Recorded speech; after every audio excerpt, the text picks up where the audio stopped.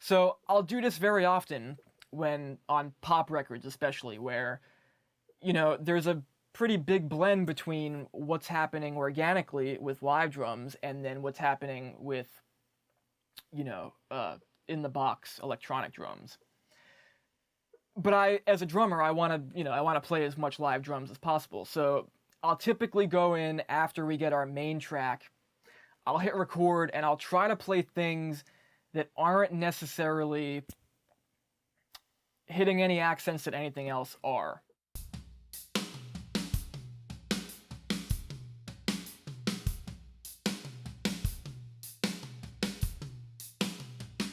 So there's a great drum groove, and if I was in Steely Dan, that would make it. But for a pop record, the way this is, it would not.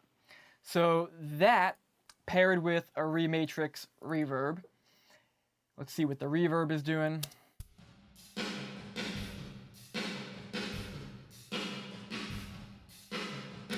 Cool, so we got a lot of early reflections, and we're kind of making it seem like it's in the back a little further, but with some weight to it. So that beat turned in reverse, here it is forward again.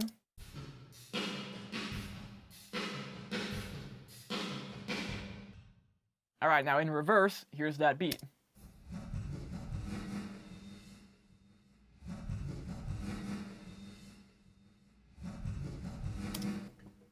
And we're back to making a pop record. Okay, so this is something I do a lot, especially on these songs that have live drums, electronic drums. I want to give flavors of that live kit before the real drums actually kick in. This is a great way to do it, and it keeps things ambient and really interesting. Drummers, the trick is, do not sit down at that kit and think the same way you were thinking when you played the real parts. Otherwise, you're just going to end up with a lot of accents that are landing on existing things. As you'll notice here, let's get rid of this because we don't need it anymore. When you listen to these reverse drums, they're working with everything that's going on around them, and they're not fighting at all.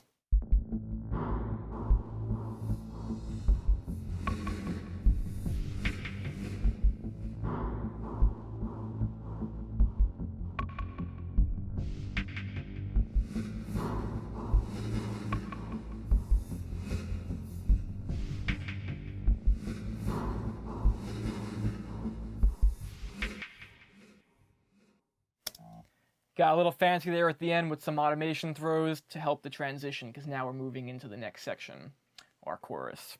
So here's our full kit bounced to a stereo file.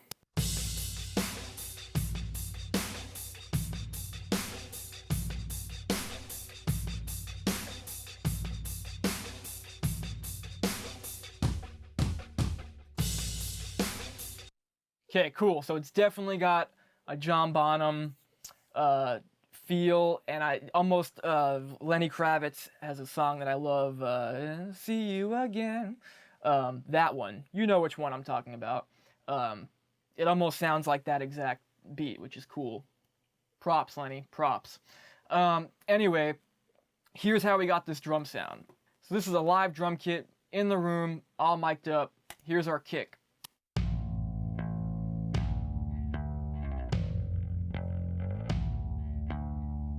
Obviously super gated and or triggered. Totally fine. We got a little bit of tape delay on there with a 16th note variation, just a tad. What's that doing?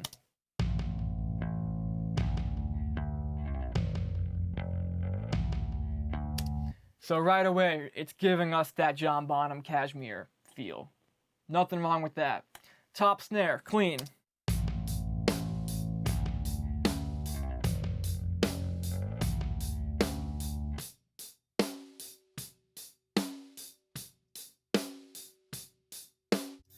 Great snare sound, in my opinion, aside from the fact that there's so much hi-hat in there that I probably triggered it completely wet. Almost completely wet. Here's our snare with quite a few samples on it. We got a Black Beauty direct, a Black Beauty, and our G mic. I don't know what that means. And then we have a group stack of claps.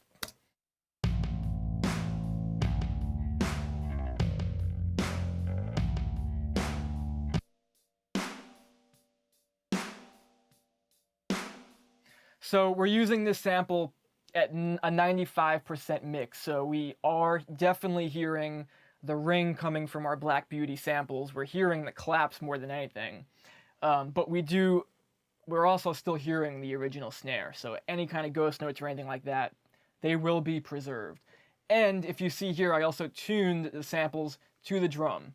I cannot stand when anybody uses drum samples and they don't try to at least get it somewhat close to what we're hearing in our overheads.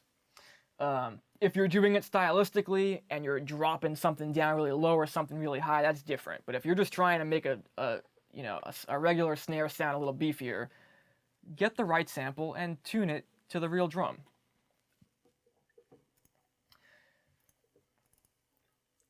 All right, and then I can't believe it's taken us this long to get here. This is one of my favorite presets ever in plugin world. Slate, Steven, excellent job on this one. Classic Snare 1. Since VMR came out, it goes on every snare that I work on. I tweak a little bit here and there, not very much.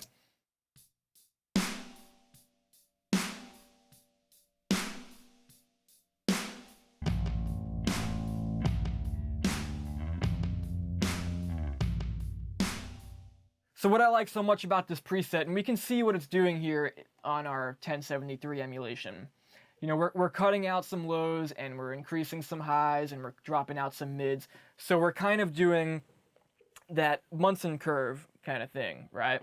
And to anybody's ear, scientifically, that's pleasing. And it works for me. And then I find that Revival helps, it does the same thing by enhancing the low end in a really cool way and the top end in a really cool way together simultaneously, creates this curve in the snare where the mid-range attack and the stuff that kind of makes you go, ouch, goes away. Nice job.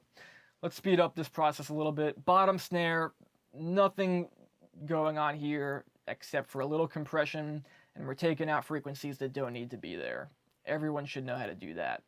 On our toms, I have VMR on them again, and I know I'm not doing much because I never do too much to toms. There's also not many toms playing. Here's our overheads. Let's solo those dry.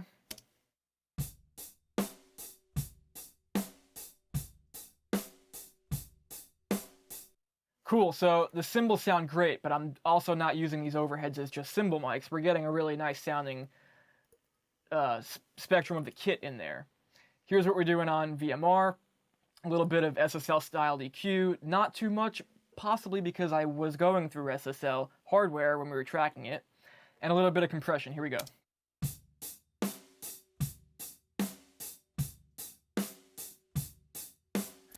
So take a look at our compressor and watch how all it's really doing is being affected by the kick and the snare.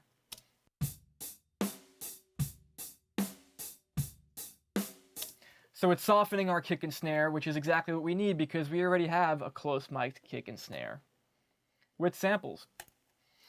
All right, on to what makes this the shit. Room mics.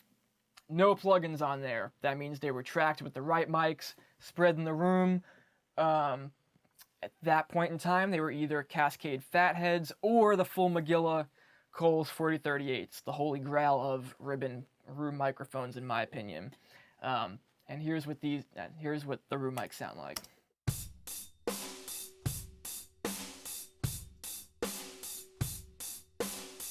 And that doesn't sound like we tracked it through a distressor. That sounds like we were tracking through one of my SSL dynamic compressors. So that with the whole kit, where we're basically at right now.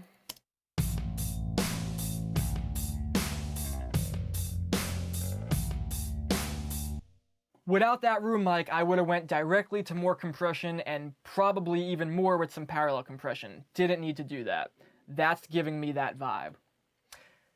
Before we go to our crash right and crash left, which I'm going to give you a little tip on, let's go to our hi-hat and solo that for a second.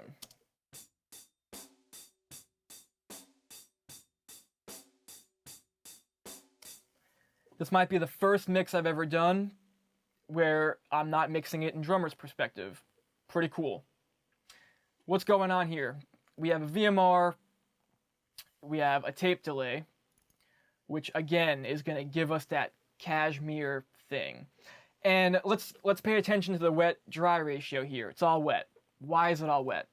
It's all wet because I said before that hi-hat was so loud it was bleeding into everything. So we have enough hi-hat. Here's what it sounds like.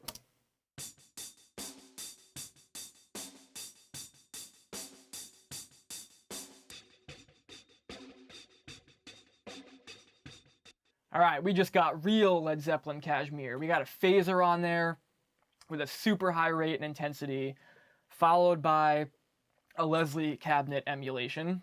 Here's without.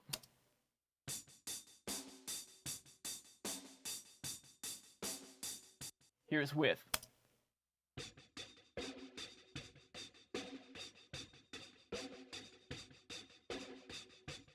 Okay, cool. And then we have an EQ after that, which 9 times out of 10 when we see an EQ after a good amount of effects, I'm using it because it was an afterthought. In this case, the afterthought must have been, we don't need any of that kick and snare, we just need the sizzle of the hi-hat. So here's what the whole kit sounds like now.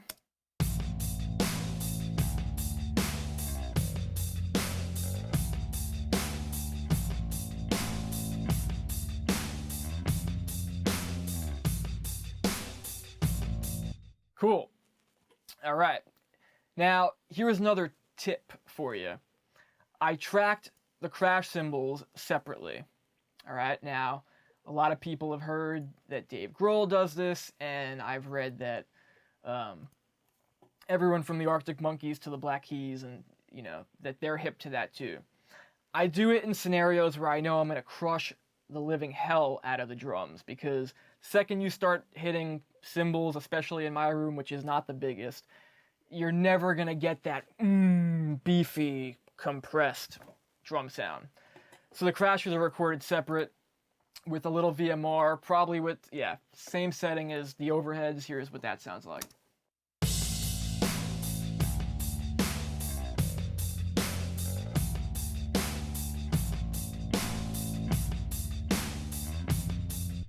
Okay, cool. And like I said before, my theory is when it's good, it's good. Bounce it, get rid of it, hide it. We no longer need it.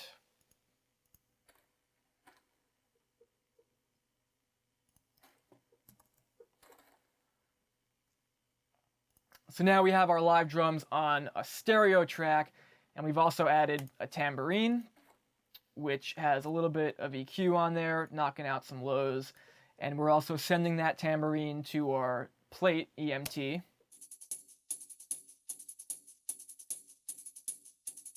That's giving us a little motion. It's got a good space, and you'll notice it's actually on the opposite side of our hi-hat too, so those two things don't compete.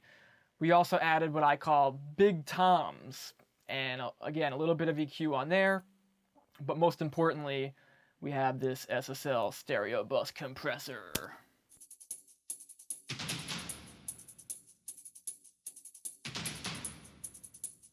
So we're not squashing it that much. They already sound pretty awful, which is exactly what I was going for. And they work with the live kit in this way.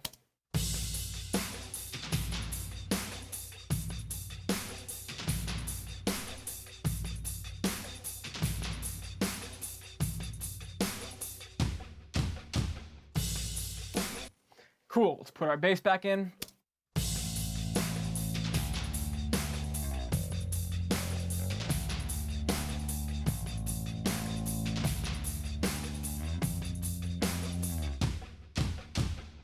Want you to pay attention to the live drums with the bass, because before I was talking about using the distressor compressor like an instrument, really playing with that release so that we have a doom, doom, doom. Now there's a reason I went for that. I really wanted to emphasize the downbeat of this pocket on the drums, especially the kick drum. So if you pay attention to just the kick and the bass, you'll see that we have kick, bass, and it's creating this movement with the low end. Check it out, bass and drums.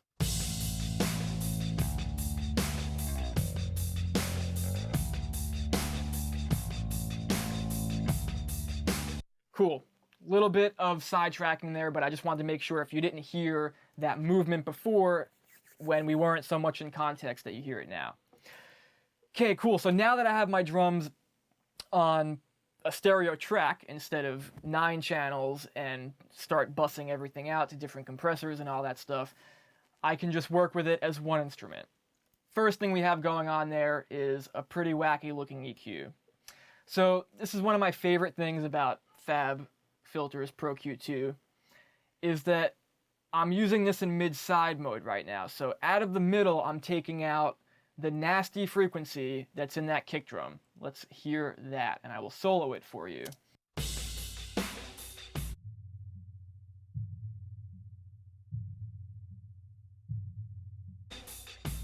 We don't need that. The interesting thing though is that we're only taking it out of the middle. And why is that? We don't want it competing with the bass that's in the middle. So let me go through the rest of these and then I'll put the bass in and you'll see exactly for yourself. Okay, we have another thing going on here. We have a notch on the sides, and that's just notching out almost close to 200. There was probably something in there that was just gross, notched it out. And then we have another band over here, which is in mid mode again. So in the middle now, we're taking out everything from 5K to almost 20K at like minus 6 dB, minus 5 dB.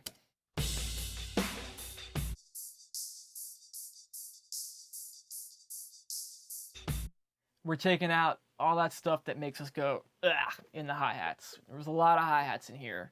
We tried to fix that. So here it is without.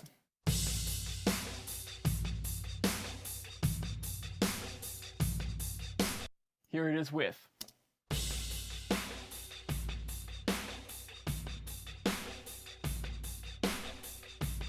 So we just smoothed out the entire drum kit now that we probably bounced it down and have it in context with something else.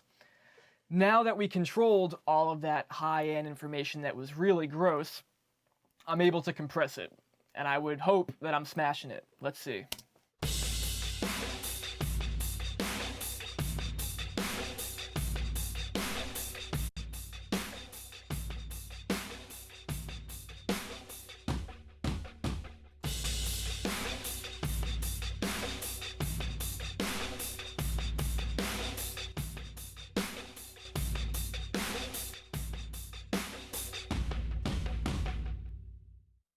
All right, so very obvious what that's doing. Whoosh, making those drums huge. Great. Let's go back to the FabFilter Pro Q and put the bass on. And I will take that EQ that's going on the entire drum kit on and off and watch how the bass kind of finds its own place and still contains its unique character.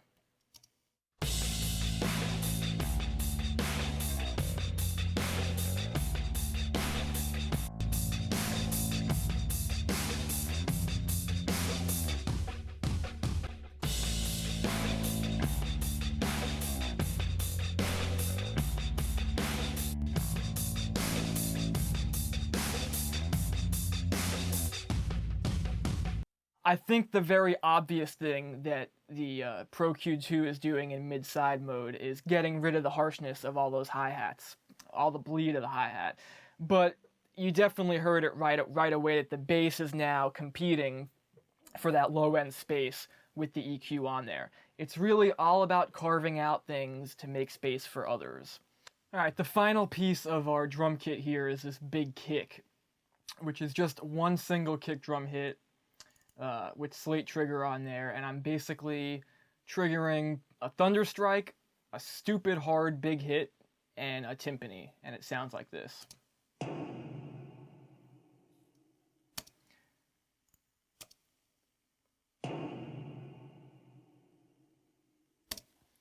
So the reason why I put this in there, and I took out a lot of the low end too, if we look at the EQ and what's going on, I pretty much just brought out the point, and then I cut some lows and some highs. And then with our SPL transient designer, I'm really making sure that it hits hard and the sustain is not crazy. But mixed in with the kit, it really emphasizes the downbeat, which is how I want the chorus to explode. So here's everything we just spoke about from the verse into the chorus.